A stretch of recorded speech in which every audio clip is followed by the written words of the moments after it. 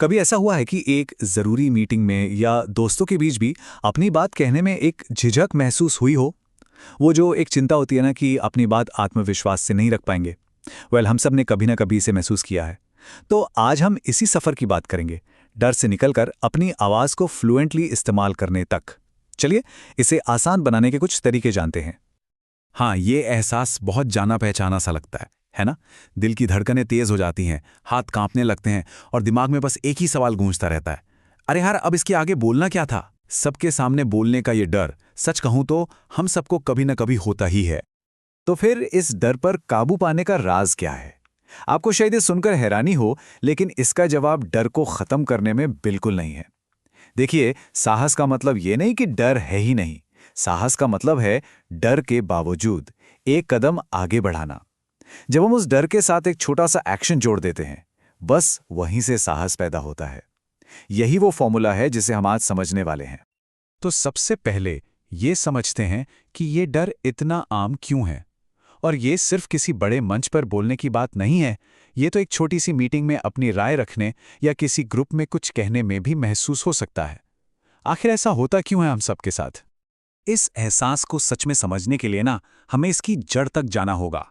मतलब हमारे अंदर ऐसा क्या चल रहा होता है, और आज की ये जो मॉडर्न दुनिया है, खासतौर पर हमारा काम करने का नया तरीका, उसने इस डर को और भी मुश्किल कैसे बना दिया है। तो चलिए, अब जरा इस समस्या की जड़ तक जाते हैं। हम देखेंगे कि कैसे हमारे मन का डर और आज के काम के माहौल की चुनौतियां, ये दोनों मिलकर हमारे कम्युनिकेशन में रुकावटें डालती हैं। अक्सर पता है क्या होता है, हमारा दिमाग ना बोलने की रफ्तार से कहीं ज्यादा तेज दौड़ रहा होता है और जब चिंता हावी होती है तो विचार बस भागने लगते हैं और हमारा मुंह उन्हें पकड़ ही नहीं पाता। बस इसी वजह से हम हक लाने लगते हैं या शब्दों में लड़खड़ा जाते हैं। ये एक तरह का एक विशियस साइकिल बन जाता है। और इस अंदरूनी चुनौती में एक और नई मुश्किल जुड़ गई है, जूम फटीग। लगातार वीडियो कॉल्स हमारे दिमाग पर बहुत ज्यादा बोझ डालती हैं। क्यों? क्योंकि हमें लोगों के हाव भाव समझने के लिए ज्यादा मेहनत करनी पड़ती है और इससे जबरदस्त मानसिक थकावट होती है। जरा इन दोनों माहौल के फर्क को देखिए। ऑफिस में हम कभी कॉफी पीते हुए तो कभी लंच पर यूं ही बातें कर लेते थे, जिससे रिश्ते बनते थे। लेकिन रिमोट काम में क्या होता है? ज्यादातर बातचीत पहले से तय होती है और सिर्फ काम की होती है। ऊपर से ना तो शारीरिक हाव भाव ठीक से दिखते हैं, और अलग अलग टाइम जोन इस चुनौती को और बढ़ा देते हैं। ठीक है, तो हमने प्रॉब्लम को तो अच्छे से समझ लिया, और अच्छी बात यह है कि इसे ठीक करने के लिए हमारे पास कई टूल्स हैं।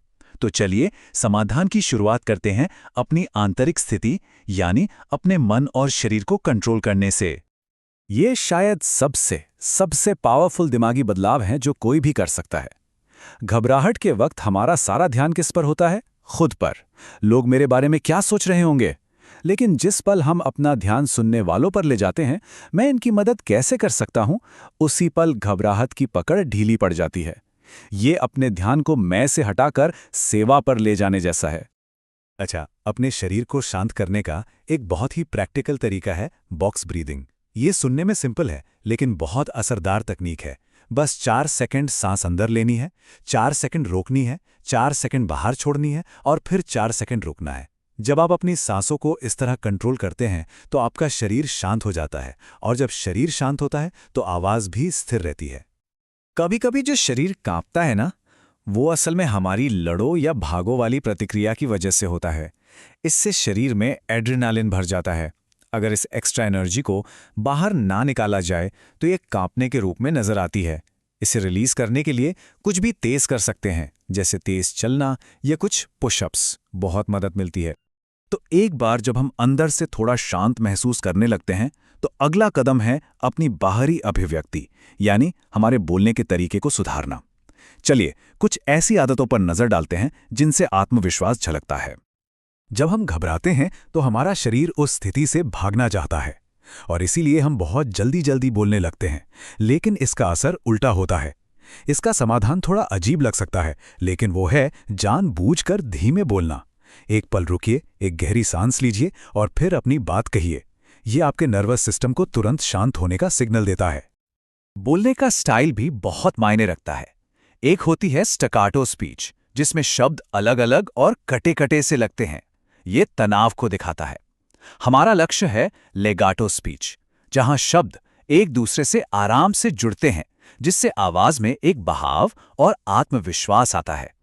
यहां एक और बहुत सिंपल लेकिन जबरदस्त टिप है। अपनी भाषा को सरल रखें। जब हम बहुत मुश्किल शब्द ढूंढने की कोशिश करते हैं तो हमारे दिमाग पर एक एक्स्ट्रा बोझ पड़ता है, और यही बोझ बोलने में रुकावट पैदा कर सकता है। जब हम साफ और सीधी भाषा इस्तेमाल करते हैं तो हमारा दिमाग आजाद महसूस करता है और हम आराम से बोल पाते हैं। तो हमने मन और शरीर को काबू करने के तरीके सीख लिए। अब देखते हैं कि इन सब चीज़ों को आज के रिमोट वर्कप्लेस में कैसे लागू कर सकते हैं ताकि टीमें आपस में जुड़ी रहें। रिमोट काम की दुनिया में ये शब्द बहुत जरूरी है, एसिंक्रोनस कम्युनिकेशन। इसका सीधा सा मतलब है कि हर किसी को एक ही समय पर ऑनलाइन हुए बिना भी साथ मिलकर काम करने देना। इससे न सिर्फ अलग अलग टाइम जोन में काम आसान होता है, बल्कि ये लोगों को ज्यादा सोच समझकर जवाब देने का समय भी देता है और लगातार मीटिंग्स की थकावट भी कम करता है। तो रिमोट टीमों में आपस में जुड़ाव कैसे बनाए रखें? यहाँ कुछ तरीके हैं, जैसे कि अनौपचारिक बातचीत के लिए एक चैनल बनाना, जिसे हम वर्चुअल कॉफी ब्रेक कह सकते हैं, या फिर सारी जानकारी और बातचीत के लिए एक सेंट्रल जगह तय करना। ये छोटी छोटी चीजें टीम को जोड़े रखने में बहुत मदद करती हैं।